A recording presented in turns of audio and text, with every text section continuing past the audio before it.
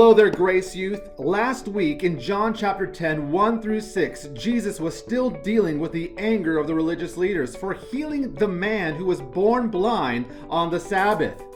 He began to draw the distinction between a door, a wall, a thief, a shepherd, and a stranger. The door is the right and legitimate way to enter the sheepfold, and any other way is considered the way of the robber or the thief, looking for ill-gotten gain, for personal gain. We have the shepherd and the stranger. The shepherd comes through the door. He calls out his sheep, and his sheep hear his voice. They recognize him. They are familiar with the shepherd, and the shepherd himself knows his sheep by name. In other words, the shepherd has an intimate, personal relationship with each of his sheep. They know him and he knows them. And when he calls them, he leads them out. This is in contrast to the stranger who calls and the sheep will not follow, but rather flee. Why? Because they don't recognize the voice of the stranger. Now we find ourselves in verse 7, where Jesus begins to unfold this parable and begins to reveal more concerning himself. Now, as we read, we will see Jesus once again drawing distinctions.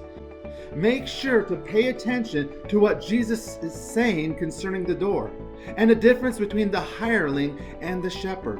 So with Bibles in hand, open them up to John chapter 10, verse 7 through 20.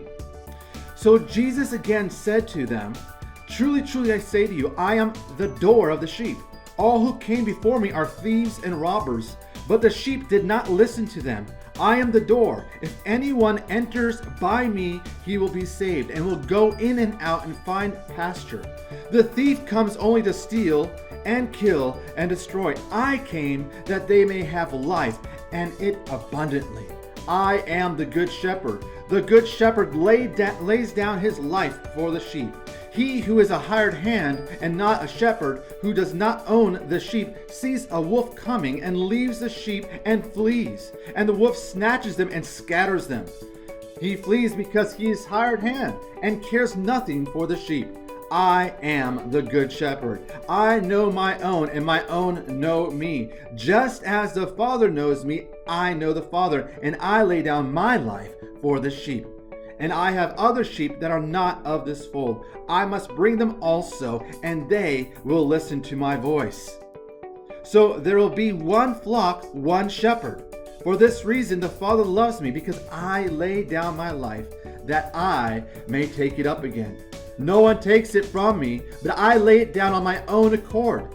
I have authority to lay it down, and I have authority to take it up again. This charge I have received from my Father."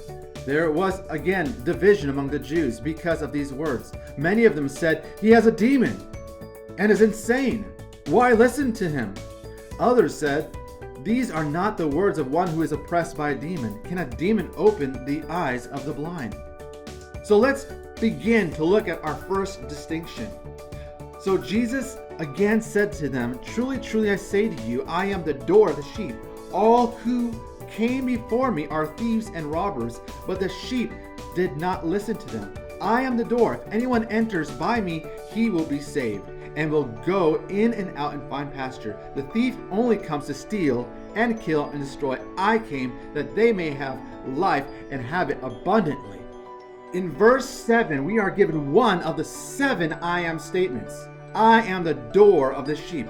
As mentioned earlier in our study of the book of John, we are given 7 specific I am statements that reveal more concerning the nature of Christ.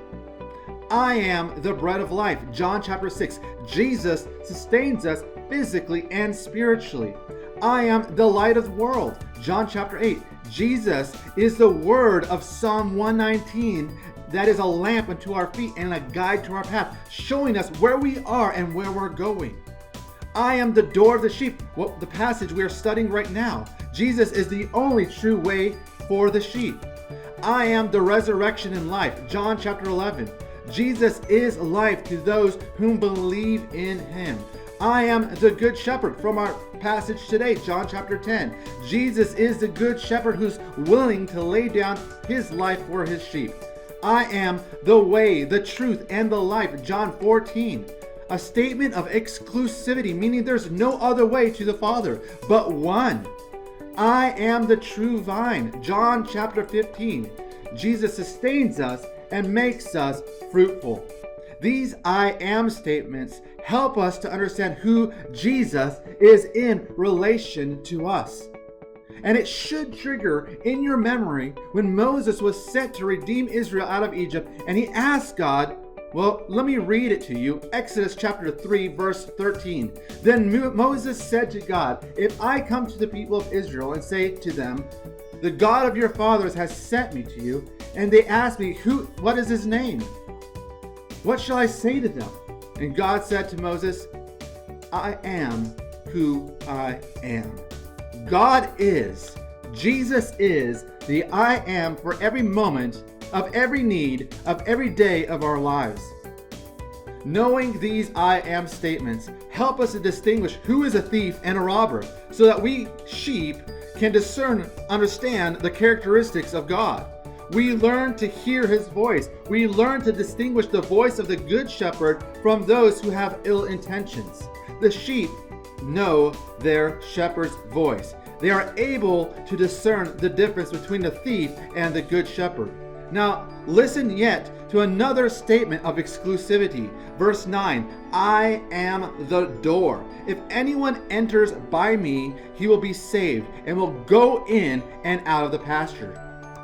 Only those who come through Jesus will be saved. There is no other way. You may have heard that there are many paths to heaven. The truth is, there is only one according to Jesus. He says he is the door. He says he is the way, the truth, and the life. There is no other way. What are the motives of the thief?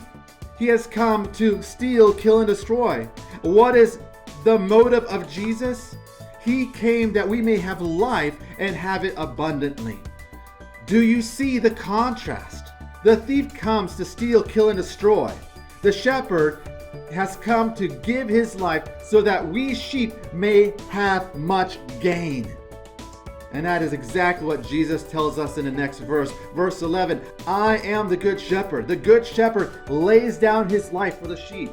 He who is a hired hand and not a shepherd, who does not own the sheep, sees the wolf coming and leaves the sheep and flees. And the wolf snatches them and scatters them.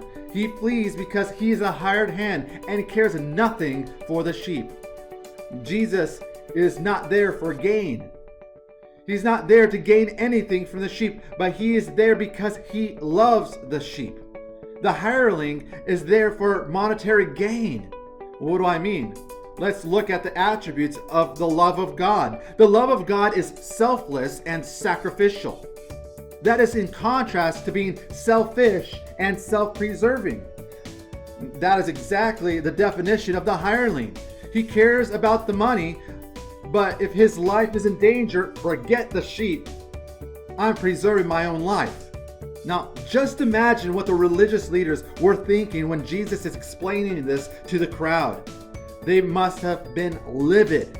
He just called us thieves and robbers and hirelings.